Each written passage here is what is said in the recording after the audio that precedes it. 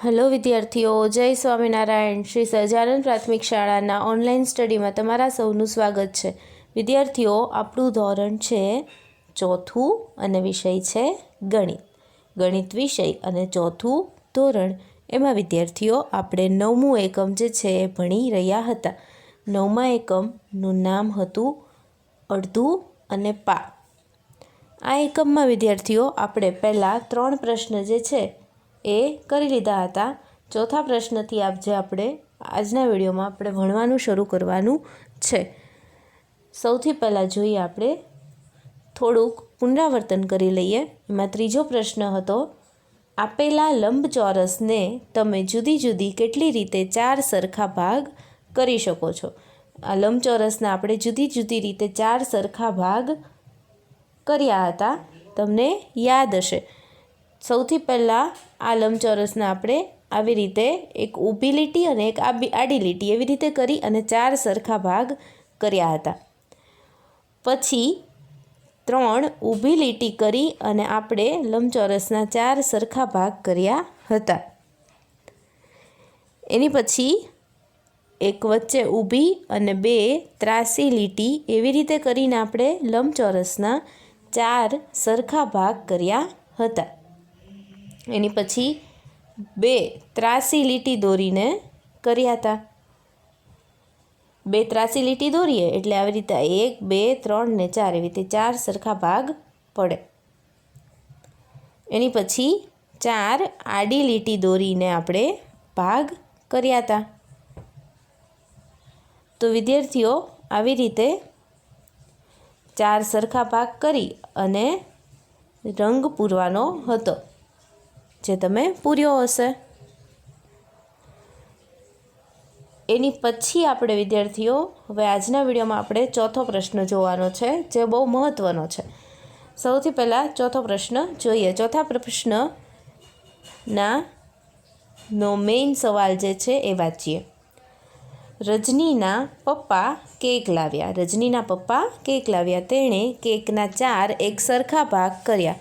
તેણે પોતાના માટે, તેના ભાઈ રાજુ માટે, તેના પપ્પા અને મમ્મી માટે.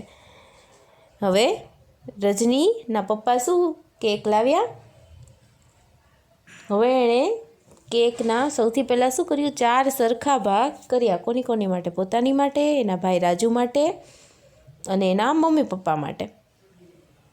હવે એણે 4 સરખા ભાગ કર્યા. તમે અહીંયા ગોળ ચિત્ર જે છે એ આવડું આ જોઈ રહ્યા હશો. આ ગોળ ચિત્ર એની અંદર 2 ઊભી લાઈન, એક ઊભી અને એક આડી લાઈન વડે 4 ભાગ કરેલા છે. એક આમ અને બીજું આમ. દરેકને કેટલો ભાગ મળશે? હવે જો આ 4 સરખા ભાગ છે. આ એક ભાગ, આવડો આ એક, આ બીજો. શું કરશું આપણે? જોઈએ.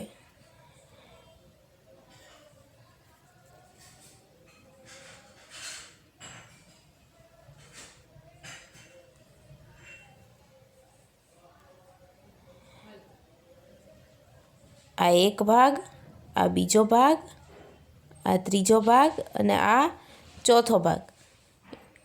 બરાબર? તો આ એક ભાગ કેટલો થયો હશે? આવી રીતે હશે. આવી રીતે કરવાનું છે એક ભાગ. આમ, આમ અને આવો એક ભાગ હશે. પછી એવી જ રીતે આમ, આમ અને આમ આવો બીજો ભાગ. પછી આમ, આમ અને આમ આવો ત્રીજો ભાગ. આવી રીતે આમ અને આમ આવો ચોથો ભાગ. આવા 4 ભાગ થયા હશે. બરાબર?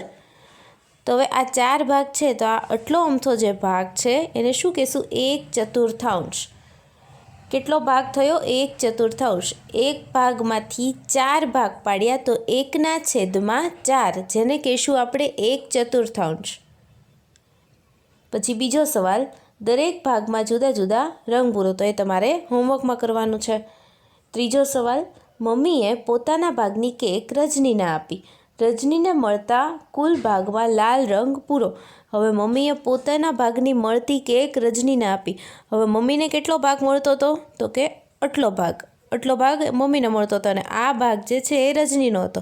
હવે આ બંને ભાગને ભેગા કરી નાખું તો આ આટલો ભાગ છે એમાં તમારે લાલ રંગ પૂરવાનો. તો 2 ભાગ થઈ ગયા રજની પાસે, બરાબર, એમાં લાલ રંગ પૂરવાનો. એની પછી ચોથું છે રાજુને કુલ કેકમાંથી કેટલો ભાગ મળ્યો. તો રાજુને તો કેકમાંથી કેટલો 1/4 જેટલો જ ભાગ મળ્યો હશે, બરાબર. રાજુને એટલો ભાગ જ મળ્યો હશે, ચોથો ભાગ જ મળ્યો હશે. ચોથો ભાગ એને ગણિતની ભાષામાં શું કહેવાય? તો કે 1/4 એટલે કે 1/4. તે ભાગમાં પીળો રંગ પૂરો. તો એ ભાગમાં પીળો રંગ પૂરવાનો છે. એની પછી જોઈએ,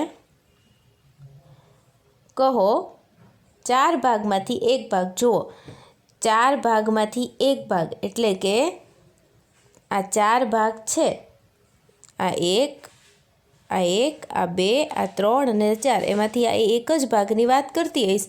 તો એ કેટલો થશે? 1/4. કેટલા થશે? 1/4. ચોથો ભાગ શું કહેશું આપણે? ચોથો ભાગ. ચોથો ભાગ એટલે આખા ભાગનો ચોથો ભાગ એટલે 1/4. એની પછી 4 ભાગમાંથી 2 ભાગ એટલે કે આ ભાગે તે અને આ ભાગે તે. તો અડધું થઈ ગયું, બરાબર. અડધું થઈ ગયું એટલે અડધાને 1/2 પણ કહેવાય. અને જો આપણે આની મુજબ કરવા જઈએ કે 4 ભાગમાંથી 1 ભાગ, તો આપણે શું કર્યું? પહેલાં નીચે 4 લખ્યું, પછી ઉપર શું લખ્યું? 1 લખ્યું, એટલે 1/4. હવે 4 ભાગમાંથી 2 ભાગ હોય તો નીચે શું? 4, ઉપર શું? 2. પણ હવે વિદ્યાર્થીઓ જ્યારે આવી રીતનું હોય ત્યારે આમાં આપણે સંખ્યા જે છે એને ઉડાડવાની. કઈ રીતે? તો કે 2×4, બરાબર.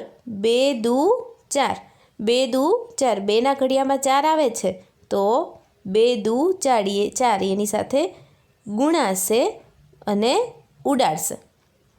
તો 2×4 થાય છે એટલે અહીંયા નીચે 2 આવી ગયા. આ 2 જે છે ઉડી ગયા, એની જગ્યાએ શું આવી ગયું? 1, અને નીચે શું વધ્યું? 2. એની પછી ત્રીજું છે 4 ભાગમાંથી 3 ભાગ. તો નીચે 4 ઉપર 3 એટલે કે 3/4. આવી રીતે વિદ્યાર્થીઓ તમારે સમજવાનું છે અને લખવાનું પણ છે. તો આજનો વિડીયો વિદ્યાર્થીઓ આપણે અહીં જ પૂરો કરીએ. 5મો પ્રશ્ન જે છે એવું તમને આવતા વિડીયોમાં કરાવીશ. આજનો વિડીયો અહીં પૂરો કરીએ. હોમવર્કમાં તમારે ચોથો અને 5મો પ્રશ્ન જે છે એ સમરસ પોથીમાં પૂરવાનો છે અને રફ બુકમાં પણ એકવાર લખવાનો છે. આજનો વિડીયો અહીં જ પૂરો કરીએ. જય સ્વામિનારાયણ.